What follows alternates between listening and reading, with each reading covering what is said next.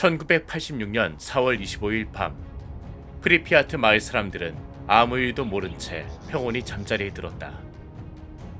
그러나 그들은 다시는 평범한 일상을 누릴 수 없게 될 줄은 상상조차 하지 못했다. 불과 몇 시간 뒤, 수백 톤의 폭약에 해당되는 위력의 폭발이 체르노빌 원자력 발전소 4호기를 산산조각내며 히로시마에 투하된 원자 폭탄의 400배에 달하는 방사능을 방출했다. 방사능 불기둥에서 뿜어져 나온 빛은 우크라이나의 밤하늘을 붉게 물들였다. 그러나 세상을 벼랑 끝으로 몰아넣은 것은 그 불길이 아니라 당시 소련 정부의 치명적인 침묵이었다. 전 세계는 인류 전체를 위협할 방사능 절멸의 위기에 직면하게 되었다.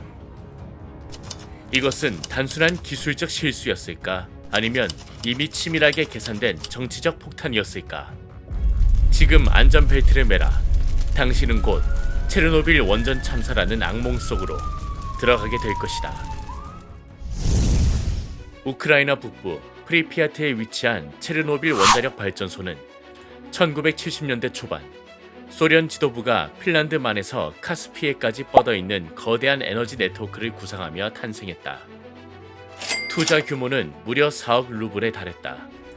착공 초기부터 체르노빌은 세계 최대의 원자력 발전 단지가 될 것으로 예측되었고 소련 체제의 자부심을 상징하는 존재로 여겨졌다.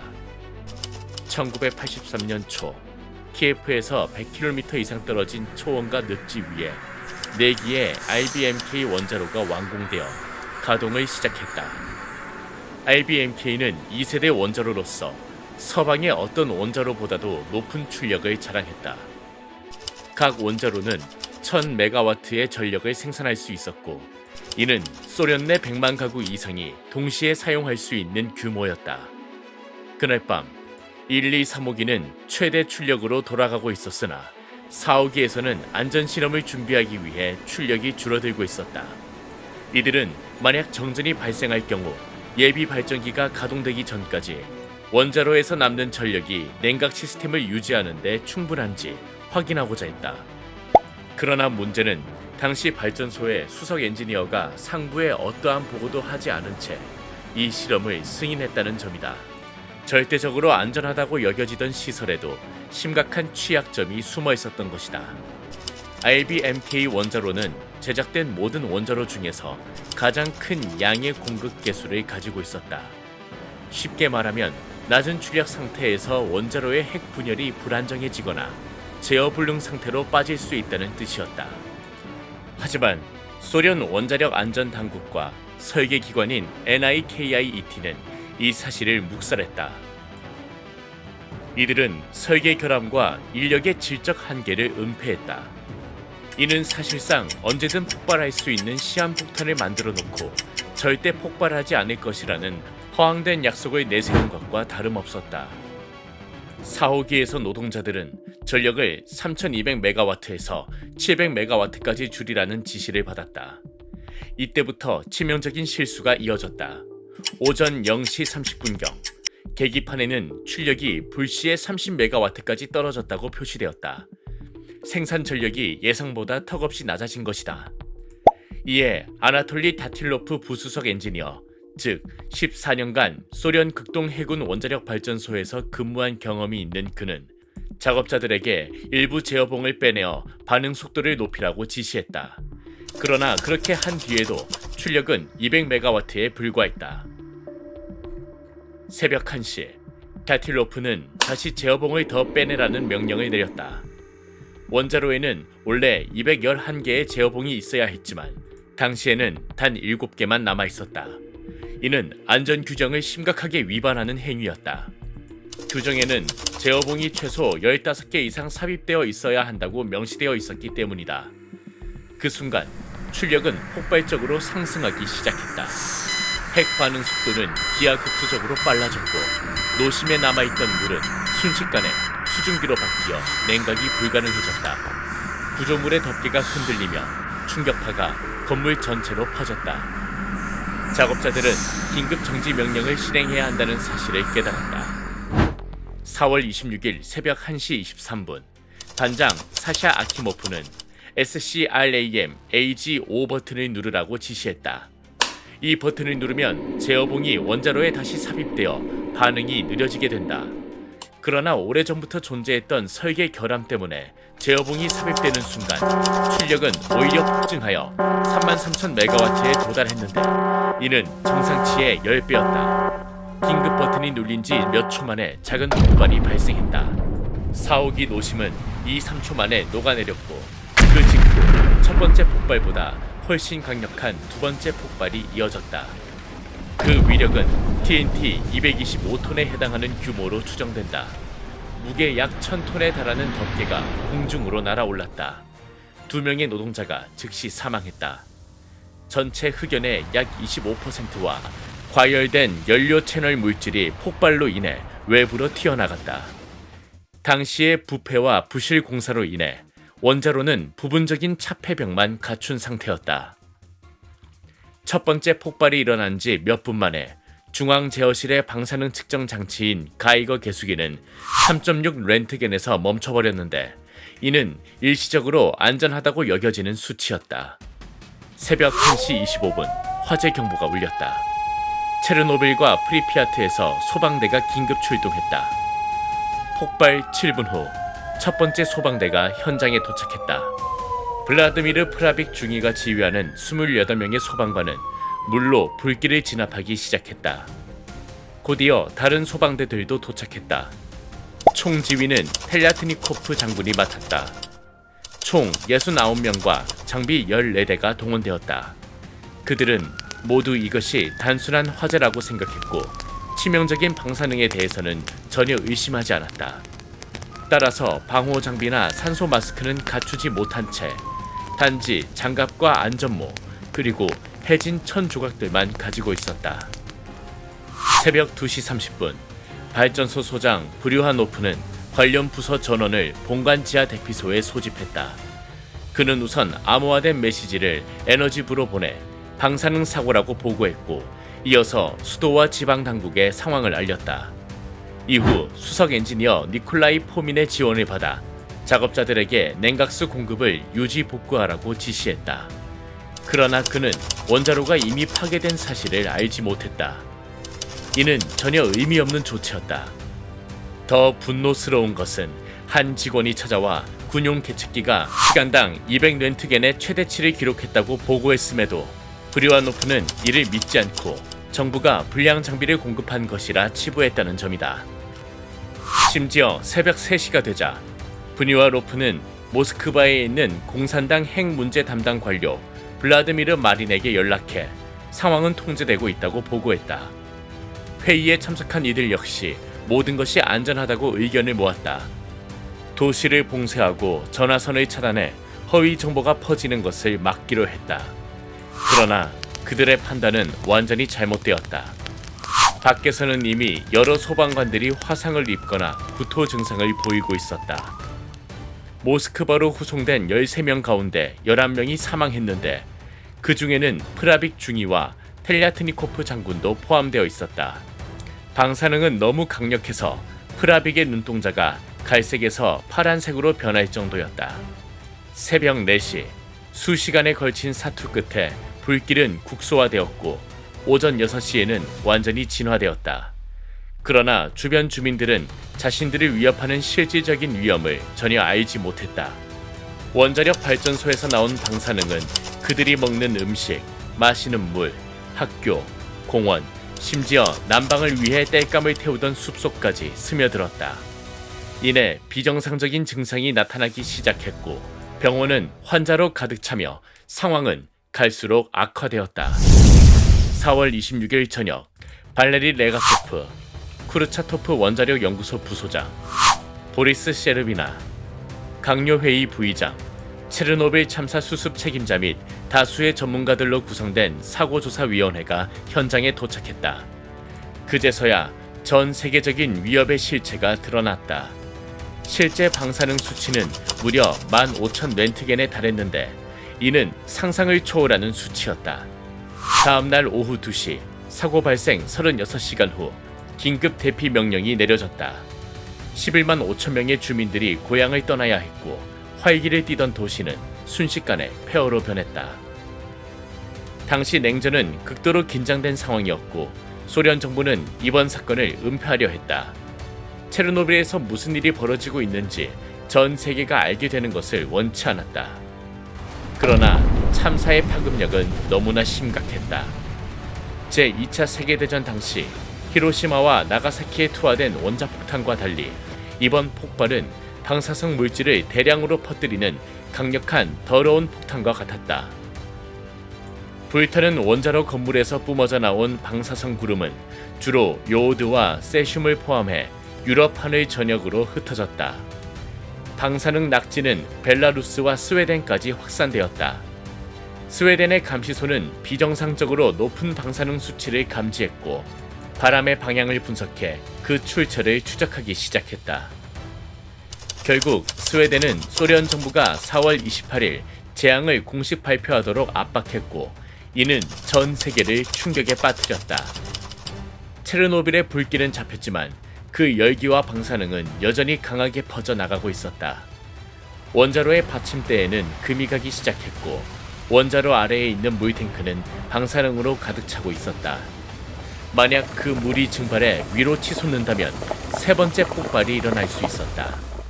소련 물리학자들의 계산에 따르면 그 폭발은 나머지 세 개의 원자로 연료를 모두 기화시켜 키예프를 파괴하고 3천만 명이 사용하는 식수원을 오염시킬 수 있었다. 심지어 유럽 대부분은 수십만 년 동안 사람이 살 수 없는 땅이 될 수도 있었다. 이를 막을 수 있는 방법은 단 하나. 누군가가 물탱크 속으로 잠수해 방사성 물질을 배출하는 것이었다. 사람들은 흔히 말한다. 시대가 영웅을 만든다고. 소방관들이 몇 시간 동안 불길과 싸우고 의사와 간호사들이 위험을 무릅쓰고 환자들을 돌보고 있었다면 이번 상황에서는 진정한 영웅들이 다시금 등장했다. 폭발 6일 후 열린 작업자 소집 회의에서 강요회의 부의장 셰르비나는 선언했다. 체르노빌의 상황은 그 어느 때보다 위급하다. 우리는 지하 물탱크 구조를 잘 아는 3명의 남자가 필요하다. 내려가서 중요한 임무를 수행해야 한다. 걱정하지 마라. 적절한 보상과 매년 400루블의 보조금이 지급될 것이다. 그러나 현장에 있던 사람들에게 이 제안은 매력적이지 않았다. 누구나 그것이 사실상 죽음을 의미한다는 걸 알고 있었다. 세르비라는 다시 단호한 목소리로 말했다. 만약 그것이 실행되지 않는다면 수백만 명이 죽게 될 것이다. 그 속에는 너희의 가족, 아내, 자녀도 포함된다. 심리적인 압박은 효과적이었다. 3명의 남자가 자리에서 일어나 임무를 자원했고 힘차고 단호한 목소리로 이름을 밝혔다. 알렉세이 아난넨코, 발레리 베즈팔로프, 그리고 보리스 바라노프. 3명의 지원자들은 잠수복을 입고 손전등만을 지닌 채 지하의 어둠 속으로 뛰어들었다. 그들은 방사능에 오염된 물을 헤엄쳐 나아가 손전등 불빛이 꺼진 후에도 밸브를 찾아냈다. 결국 2만 톤의 방사능 오염수를 외부로 퍼낼 수 있었다. 신의 은총이라 할 만큼 세 영웅은 모두 살아남았고 이후에도 심각한 건강 문제는 거의 나타나지 않았다. 폭발 후 며칠 동안 방사능 확산을 막기 위해 다양한 구호 조치가 이어졌다. 그 중에는 원자로가 녹아 지하수와 접촉하지 않도록 발전소 아래에 거대한 구덩이를 파서 냉각 시스템을 구축하는 작업도 있었다. 이 임무를 해낼 수 있는 사람들은 바로 광부들이었다. 석탄산업부 장관은 직접 모스크바 남쪽 120마일 떨어진 돈바스와 툴라로 가서 인력을 동원했다. 그는 이렇게 외쳤다. 400명이 프리피아트로 가서 극비 임무를 수행해야 한다. 만약 거부한다면 강제 조치가 따를 것이다. 이에 광부들은 대답했다. 그렇다면 여기 와서 우리를 쏴라. 여기는 우리의 땅이다. 우리는 어디도 가지 않는다. 이유조차 모른 채 체르노빌로 가라고? 너희는 거기서 무슨 일이 벌어지고 있는지 아는가? 우리가 캐내는 것은 석탄이지 사람의 시체가 아니다. 원자로 연료가 땅속으로 스며들면 키예프에서 흑해까지 지하수가 오염될 것이다. 수천만 명이 피해를 입는다. 그들은 너희가 와서 그것을 막기를 원한다. 그리하여 다시 한번 400명이 넘는 영웅들이 나타났다. 그들은 자신들이 죽음을 향해 가는 것이 아니라 생명을 구하기 위해 체르노빌로 간다고 다짐했다. 극한의 기후, 높은 방사능, 뜨거운 열기, 부족한 공기 속에서도 전문 보호 장비조차 없이 광부들은 3주 만에 작업을 완수했다. 그러나 훗날 그 대가로 혹독한 건강 피해를 겪었다. 일부 자료에 따르면 약 100명의 광부가 급성 방사선증이나 암으로 목숨을 잃었다. 체르노빌 사태를 어느 정도 통제하기까지는 10일이 넘게 걸렸다. 헬리콥터들이 동원되어 수천 톤의 점토, 모래, 붕소, 납을 폭발 지점 위에 투하했다. 이는 극도로 위험한 임무였다. 한 대의 헬리콥터는 임무 도중 추락해 4명의 조종사가 사망했고 600명 이상의 조종사들이 목숨을 걸고 방사능 확산을 막기 위해 투입되었다. 그 다음 단계로 소련은 원격 조종 로봇을 활용해 방사성 폐기물을 처리하려 했다. 그러나 가혹한 환경 속에서 로봇들은 심각하게 손상되었다. 결국 지금까지도 미래를 구할 수 있는 존재는 오직 인간뿐이었다. 60만 명이 넘는 사람들이 전 세계에서 동원되어 헤아릴 수 없는 위험을 무릅쓰고 사태 수습에 나섰다. 우크라이나의 전력 수요를 충족하기 위해 체르노빌 원전과 그 원자로들은 2000년까지 계속 가동되었다. 이후 철거 계획이 수립되었으며 이 과정은 2028년에 완료될 것으로 예정되었다. 전체 발전소와 유령 도시가 된 프리피아트와 체르노빌, 그리고 1000제곱킬로미터에 달하는 배제 구역은 대부분의 사람들에게 접근이 금지되었고 오직 과학자, 정부 관계자, 잔여물을 처리하는 리퀴데이터들만이 출입할 수 있었다. 체르노빌 참사가 남긴 여파는 인간에게 치명적이었다. 국제원자력기구 IAEA, 세계보건기구 WHO, 그리고 유엔산하 국제암연구소 IARC는 한 목소리로 결론 내렸다. 체르노빌 원자력 발전소 사고의 부정적 영향은 앞으로도 수세기 동안 이어질 것이라고. IARC 연구에 따르면 참사로 인해 직접, 간접적으로 사망한 사람은 약 16만 명에 달하며 우크라이나 방사능위원회는 그 수치가 50만 명까지 이를 수 있다고 발표했다. 그리고 미래에도 그 수는 계속 늘어날 것으로 보이며 특히 우크라이나와 벨라루스 지역에서는 암, 혈액 질환, 유전자 변이로 인한 피해가 점점 더 심각해지고 있다.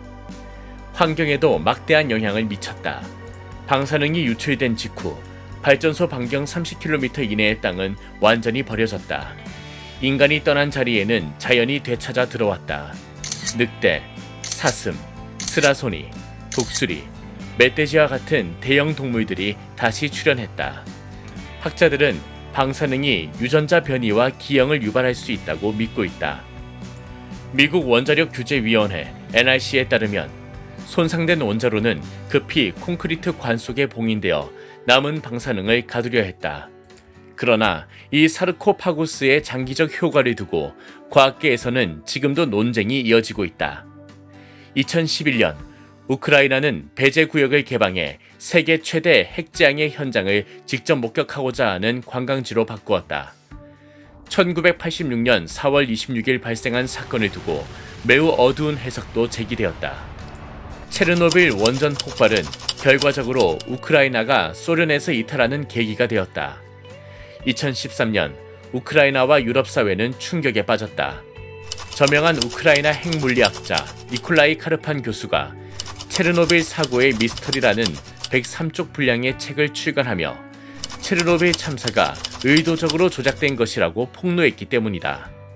그는 원자로 폭발이 사전에 계획되어 있었으며 미하일 고르바초프의 직접 지휘 아래 실행되었다고 주장했다. 고르바초프는 당시 대대적으로 선전되던 글라스노스트의 주도자였다. 카르판 교수에 따르면 이는 우크라이나를 소련에서 분리해내고 궁극적으로 소련 붕괴로 가는 길을 여는 명분을 만들려는 의도였으며 이는 서방 세계가 오래도록 바랐던 일이기도 했다. 역사는 이러한 음모론적 시나리오가 결국 현실이 되었음을 보여준다. 체르노빌 사고 후 5년 안에 우크라이나는 소비에트 연방에서 이탈한 가장 큰 국가가 되었다. 카르판 교수는 순수한 기술적 관점에서 비합리적인 점들을 분석했고 4호기 폭발을 초래한 불가피한 결함들을 지적했으며 국제 원자력 기구가 내린 운영자와 관리자의 실수라는 결론을 반박했다. 체르노빌 참사는 즉각적인 피해뿐 아니라 오늘날까지 깊은 영향을 남기고 있다. 과학적으로는 방사능이 생태계에 미치는 영향을 연구하는 방사생태학을 발전시켰고, 정치적으로는 고르바초프의 글라스노스트 정책을 촉진하여 궁극적으로 소련 붕괴로 이어졌다. 최근 연구들은 일부 동물종에 부정적 영향을 끼쳤음에도 불구하고 체르노빌 배제구역이 독특한 야생보호구역으로 변해 희귀종이 되돌아왔음을 보여준다. 오늘날 2019년에 20억 유로 이상을 들여 완공한 거대한 구조물 뉴세이프 콤파이먼트가 옛 사르코파구스를 덮고 있으며 이를 통해 장차 안전한 해체 작업이 가능해졌다. 그러나 우크라이나 러시아 전쟁은 새로운 위협을 가져왔다. 체르노빌 지역이 전장이 되었고 뉴세이프 콤파이먼트는 드론 공격으로 심각하게 손상되었다. 이는 다시 한번 원자력 시설이 자연재해뿐 아니라 인간의 위협에도 취약할 수 있다는 사실을 상기시킨다. 체르노빌은 여전히 경고로 남아있다. 인간이 원자력의 파괴력을 잘못 평가하고 핵심 안전 시스템을 소홀히 했을 때 어떤 결과가 닥쳐오는지를 보여주는 엄중한 교훈이다. 그러나 동시에 체르노빌은 수천 명의 사람들, 최초로 출동한 소방관들, 리퀴데이터들, 목숨을 걸고 작업한 광부들, 그리고 방사능에 오염된 지하수 속으로 잠수한 세 남자의 용기와 희생을 상징하기도 한다.